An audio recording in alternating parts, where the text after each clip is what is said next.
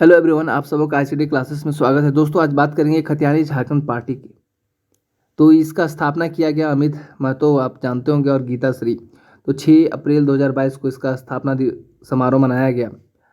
अब ये क्या आने वाले दिनों पे चीज़ों को हैंडल कर पाएगा और इसकी क्या स्थिति रहने, आपको पता होगा जेबीएम ये भी पार्टी बनी थी और इसका हाल आपको पता है। तो क्या ये पार्टी टिक पाएगी? और 1932 का ये मुद्दा है। तो कोई भी पार्टी पहले बात बनती क्यों है?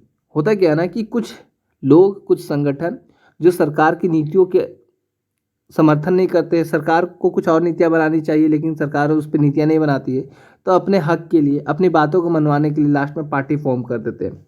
क्योंकि देखो, झारखंड का ये जो पार्टी वाला जो 1932 का जो सिचुएशन है ना, खतियान लागू करने का मुद्दा है जो है, काफ़ी टाइम पुराना है। तो इसी को लेके, लेकिन मुझे जहाँ तक लगता है कि इस पार्टी को बनाने में काफ़ी ज़्यादा हड़बड़ी कर दी गई। कुछ लोगों को, कुछ इंपॉर्टेंट पर्सनालिटी को और इसमें ऐड करना चाहिए था, उनसे बात करनी चाहिए थी, उसके बाद कोई ऐसा डिसीजन लेना चाहिए था। बहुत जल्दी में ये चीज़ कर दिया गया है। खैर, इसका देखते हैं, इसके बाद ज़्यादा डिस्कशन करते हैं।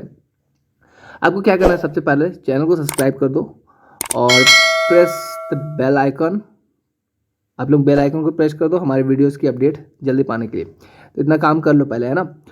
तो देखो क्या हुआ था 1932 का। पहली बात, 1932 का ये खतियान क्यों? 1932 का देखो क्या हो रहा है ना, 1935 में आपको पता होगा एक्ट आया था इंडिया से रिलेटेड, और 1932 के बाद काफ़ी ज़्यादा लोग झारखंड में बसे थे। मैं पूरा हिस्ट्री चला जा रहा हूँ ना। खैर चलो, हिस्ट्री किसी और दिन डिस्कस करूंगा। आज बस थोड़ा सा ब्रीफ देखते हैं इस खतियानी पार्टी को लेकर, मैं डाइवर्ट हो जाऊंगा नहीं तो।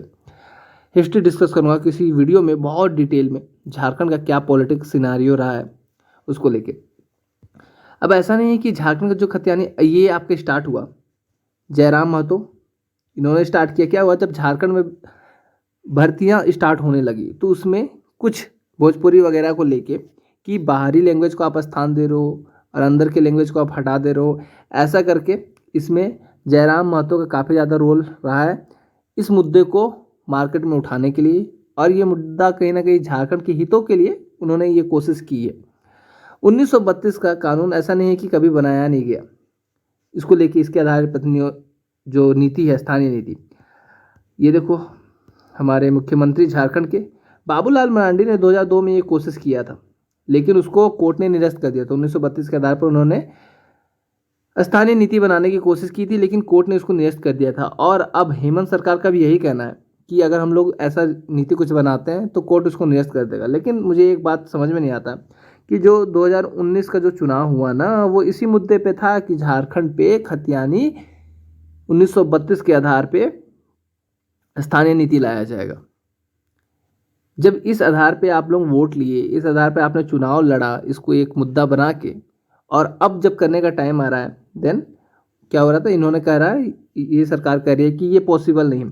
और टेक्निकली मैं बोलूँ ना कि 1932 का जो खतियानी मामला है ना, वो टेक्निकली जो आपका लॉजिकली रहेगा वो कंप्लीटली पॉसिबल नहीं है, कुछ मॉडिफिकेशन के साथ। हाँ, कुछ मॉडिफिकेशन अगर उसमें कराए जाते हैं तो ऑब्वियस है, सरकार की, गवर्नमेंट की पूरी टीम बैठी हुई है, बड़े बड़े आईएएस ऑफिसर बैठे हुए हैं, तो वो कुछ ना कुछ ऐसा सॉल्यूशन निकाल सकते हैं, मुझे जहाँ तक लगता है, जिससे ये पॉसिबल हो जाएगा और ये बन जाएगा।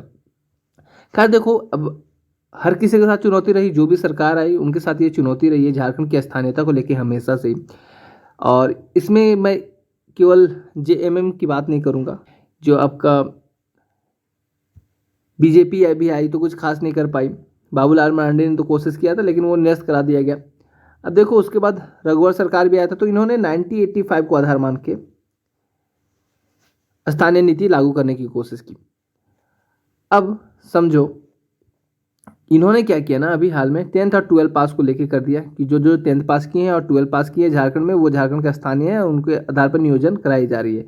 होता क्या है ना कि स्थानीय नीति नहीं रहने के कारण ना, दूसरे स्टेट के कैंडिडेट्स भी झारखंड पे आके अपना फॉर्म भरते हैं, क्योंकि बॉर्डर वगैरह भी शेयर करते हैं ना दूसरे स्टेट के साथ झारखंड ऑब्वियसली।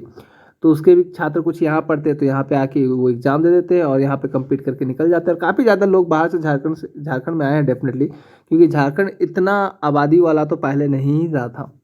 तो इसी को लेकर लोगों में विवाद है यहाँ के लोगों को। आप इसको जान रहोगे, अमित महतो जेएमएम के पूर्व विधायक, इन्होंने रिजाइन दे दिया है।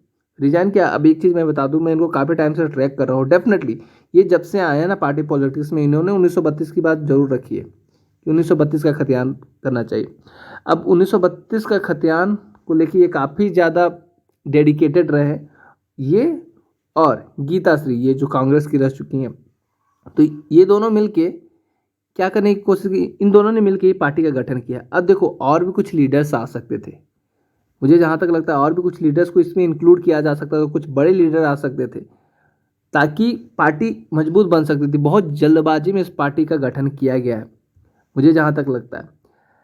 लेकिन 1932 के खतियान को लागू करना इतना आसान नहीं है, कोर्ट में डेफिनेटली चैलेंजेस जाएंगे, नो डाउट। क्योंकि आज आप समझो ना कितने साल हो गए, ऑलमोस्ट 90 साल हो गए ना।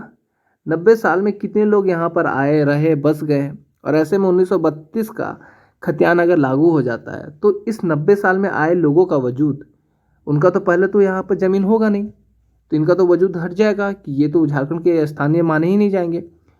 तो उन पे भी काफ़ी ऑलमोस्ट 45% तो ऐसे लोग हैं जो झारखंड पे बाहर से आए हैं। तो ऐसे में उन लोगों पे भी कहीं ना कहीं देखो डेटा बताता है कि 35% बाहर के लोग हैं, है ना। लेकिन आप एस्टिमेट अगर लगाओ अच्छे से तो वो 45% लोग झारखंड के बाहर के हैं। तो अब डेटा तो यही कहता है। बाकी इस नियोजन नीति को लेके और क्या बहस होती है, क्या किया जा सकता है, ये खतियानी पार्टी ये बेसिकली मुझे जहाँ तक लगता है 2024 ये चुनाव पर टारगेटेड रहेगा। अब इसका चुनाव में क्या हाल होगा, देखो एक मुद्दा ये सरकार भी लाई थी, हेमंत सरकार भी बोली थी, डेफिनेटली बोली थी कि हाँ ठीक है मैं झारखंड का जो नियोजन नीति है, झारखंड के स्थान नीति में 1932 को इंक्लूड करूँगा। लेकिन हुआ नहीं, हो पा रहा है, मुश्किल है, डेफिनेटली चैलेंज है यार, कोर्ट में चैलेंजेस है और उनको समझना चाहिए। और कुछ लोग नीलकंठ को कह रहे हैं, नीलकंठ मुंडा को कह रहे हैं कि बीजेपी ने भड़का दिया है, सबको भड़का रही है बीजेपी और ऐसा कर रही है। तो ऐसा देखो पार्टी पॉलिटिक्स में ये सब चीज़ हो सकता है, मैं कमेंट करना नहीं चाहूँगा। लेकिन यहाँ पे क्या ज़रूरी है ना कि सरकार चीज़ों को एनालाइज अच्छे से गंभीरता से ले और एक स्टेटमेंट जारी करे कि हाँ हमें प्रॉब्लम कहाँ पे आ रही है, आप इसका प्रॉब्लम का सॉल्यूशन दे दो, लागू कर दिया जाएगा। खतियानी नीति यही है ना। अब देखो ये खतियानी जो पार्टी आई ना, ये भी क्या कही, ये खतियान लागू कर देंगे, लागू कर देंगे। सर आप ये बताइए आपके पास कोई पुख्ता है, वो डॉक्यूमेंट है, कोई आपकी कोई स्ट्रैटेजी है कि आप लागू कर देंगे? उसके लिए अगर मान लो आप लागू तो कर दोगे, होता क्या है ना, लागू कर देता है, बहुत सारे ऐसे कमिटमेंट होते हैं यार गवर्नमेंट में, पार्टीज ऐसा कमिटमेंट करती है और बाद में क्या हो जाता है, केस में अटक जाता है, सुप्रीम कोर्ट में चल जाता है, हाई कोर्ट में चल जाता है। तो वो तो चुनावी मुद्दा रहता है। आपको पता होगा यूपी में मायावती जी क्या कहती थी, यूपी का बाइफर्फिकेशन करेंगे, उसको हम लोग 3 जगह पे, 3 लोकेशन पे 3 स्टेट बना के तोड़ देंगे, मतलब अलग अलग कर देंगे, 3 स्टेट के रूप में कर देंगे। तो अब स्टेट गवर्नमेंट ये काम थोड़ी कर सकती है, वो तो बस ऐसे बोलने को रह जाता है। तो यहाँ पर भी चीज़ें वही हो जाती है, अगर ग्राउंड लेवल पे काम किया जाए ना तब पता चलता है कि रियलिटी क्या है। डेफिनेटली कोर्ट में कुछ ना कुछ इस पे अगेंस्ट में कुछ आएगा। तो इसके लिए आप पहले नीति बनाओ, पहले लोगों से बात करो, कुछ एनालाइज करो डेटा को, एंड उसके बाद अगर आप ये सब काम करते हो डेफिनेटली ये पार्टी भी कुछ ऐसे ही हो सकती है, मैं जहाँ तक अनुमान लगाता हूँ। अब देखना, देखो लूप होल तो हर लॉज में है, तो लूप होल जो निकाल लेगा तो डेफिनेटली खतियानी पार्टी भी आ जाएगी कुछ मॉडिफिकेशन के साथ।